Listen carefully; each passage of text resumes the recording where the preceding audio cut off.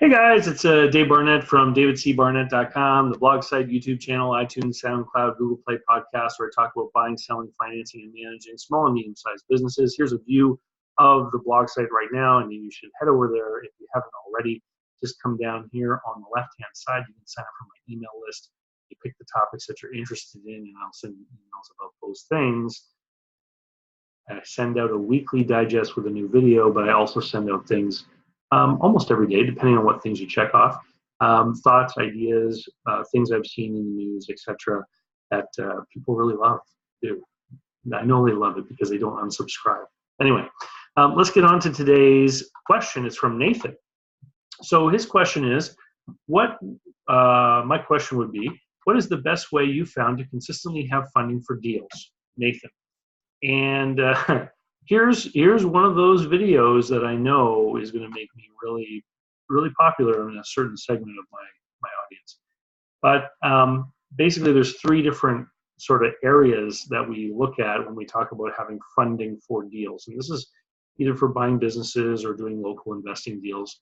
But you gotta build these things into your life and make them a consistent part of your everyday thinking. So you may actually want to write these down, and post them somewhere.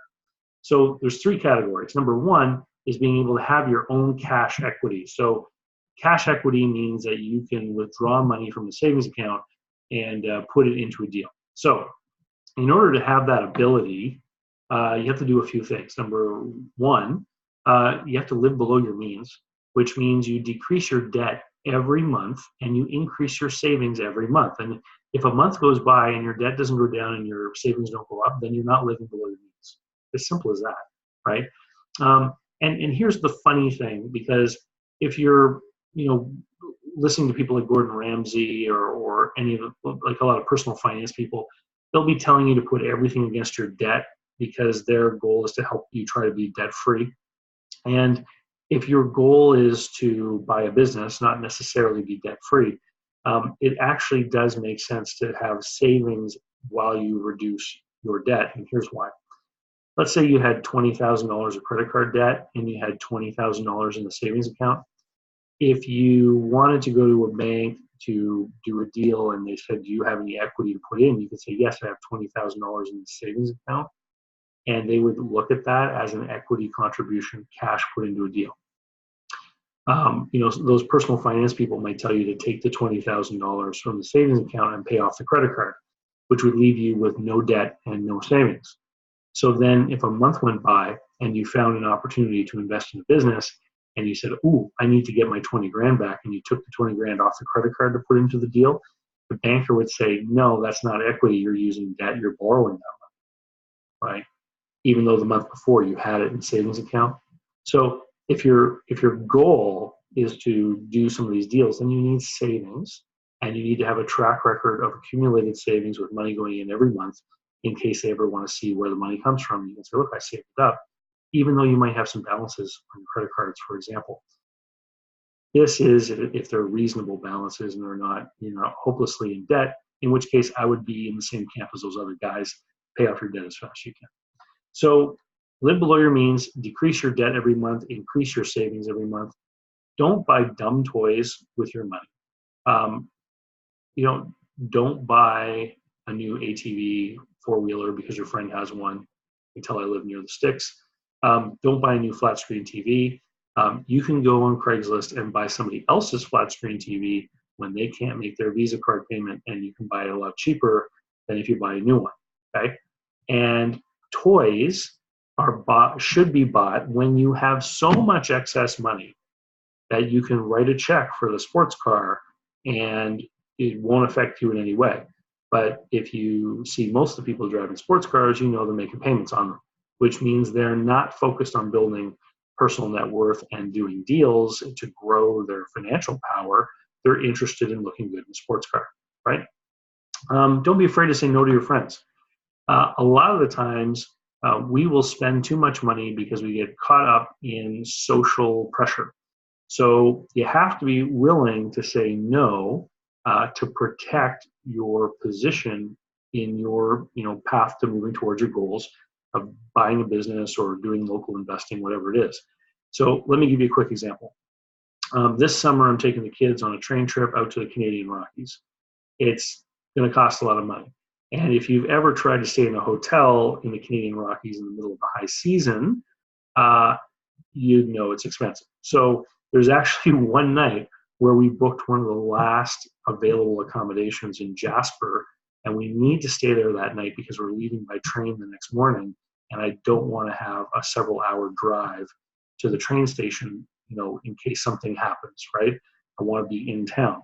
So it's actually costing $400 for that one night, which I would normally never be willing to pay, but this is a formative trip where the kids are going to remember it forever, and I want to make it spectacular, and it's going to be awesome, and it fits within my desired goals to create an amazing childhood for my kids. That's one of the things that is one of my priorities.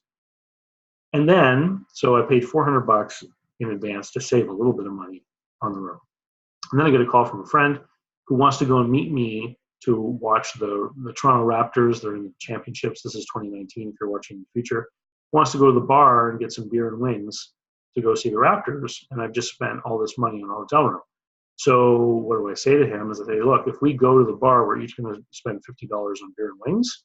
So instead, why don't you pick up a case of beer on your way to my house, and I'll pull some wings out of the freezer, and the two of us will save all that money, right? So, but what happens to most people is they just go, yeah, it'll be fun to go out and have some wings and beer at the bar with my friends, and they just pull out the credit card, and you don't get ahead that way. So, and the interesting thing is that sometimes when you say no to people, you say, no, I can't do that because I've already spent money on other things. I'm being good with my money. They'll either react really positively to that and go, wow, that's, it's great. I shouldn't spend the money either. Or you'll get a chilled reaction.